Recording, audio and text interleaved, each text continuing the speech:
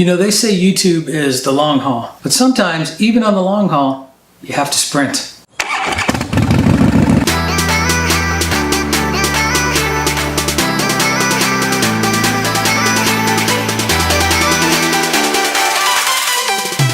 Welcome back and thanks for joining me. I'm so glad you could make it. You know, when you have a day job, it's really tough to put out a vlog every single day. Even if you're a moto vlogger who puts the camera on the bike and goes out riding and talking, it's a tough gig to balance that and family and everything else that you need to do. A lot of time goes into editing. Some people take a lot of time to plan things out. It's pretty time intensive. So to have a steady job and post every day, that's a tough one. But the YouTube algorithm, the way it works out is when you post a video, for the first 24 hours, it kind of gives you an artificial boost. After that, you get shuffled in with everybody else. The advantage to posting every day is that you get that first 24-hour boost, and then by the time you get shuffled in, you're posting another video, which rides another boost. Now, how much of a boost that is, what that really means, I have no idea. My guess is that only the people at YouTube and Google know. But it makes for an interesting idea. And that idea is to post a video every day for 30 days. I don't think I can keep that up, but I want to try. 30 days, that's all I have to do. 30 days. Post a video. Now initially, I never set out to have that particular format of a moto vlogger, but I'm probably going to rely on it pretty heavily in the next 30 days. The videos might happen here in the garage, they might happen out on the bike, they might happen down in the park. I have no idea. But my goal is to post 30 days of good content and see what happens. My hope is that I'll start to overcome some of the little glitches that I run into. Like earlier I went to post a video and apparently I shut off the recorder on my iPhone, so I got 18 seconds of audio. And to be honest, this is the second time I recorded this because somebody didn't turn on the microphone. So you got a bunch of this. See how that, you know. So I'm hoping that after doing this for 30 days straight, all this stuff kind of becomes second nature and some of those dumb mistakes fall away. I'm hoping that I'll learn to work smarter in the next 30 days. So instead of taking 3 hours to edit a video, maybe it takes me an hour and a half. That would be huge. And it also forces me to be creative, to come up with content for 30 days. It's going to be at least somewhat interesting. Now, to make it even more interesting, what I'd like to do is challenge my fellow moto vloggers who are out there to think about it.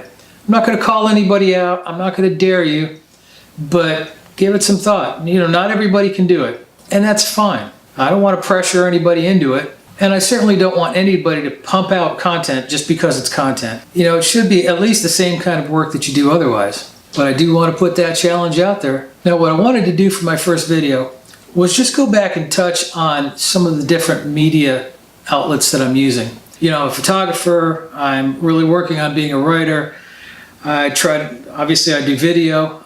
I'm trying to work into travel destinations and that kind of thing. Clearly it's all motorcycle centric. And when I first started out, I looked at Facebook as my public face. Posted a couple of vlogs there, started posting pictures, but there was no store there. There was no place that you could go and buy prints or a book or anything like that. It wasn't commercial photography enough for me. So I ended up getting a website with Zenfolio, and they also have a great section for blogs. Now the blog for me is really a chance to just keep writing because I'm gonna write a book. I'm catching my second wind. I'm gonna work on this book. Probably not in the next 30 days, but shortly after that. So the blogs allow me to keep writing, and really I don't do it as much as I should, but the opportunity is there, and I'm trying to be better about it. So if you go to www.chrislonsberry.com, it'll take you to the Zenfolio site where you can read the blogs, where you can see pictures if you want to order one. You know, it's up there. Another way I started getting my pictures out was Instagram. Now I try not to post what I'm eating today on Instagram. I really save it for the really good pictures. Most of them are motorcycle centric. And I know a number of you came through this channel through Instagram. So you know the kind of stuff I'm posting up there.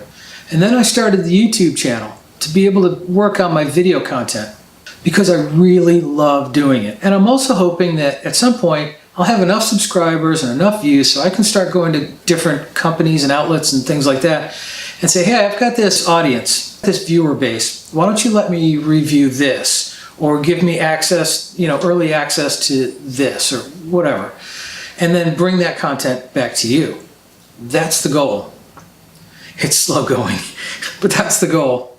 And in the meantime, I'm learning about videos, about sets and lighting and all that good stuff.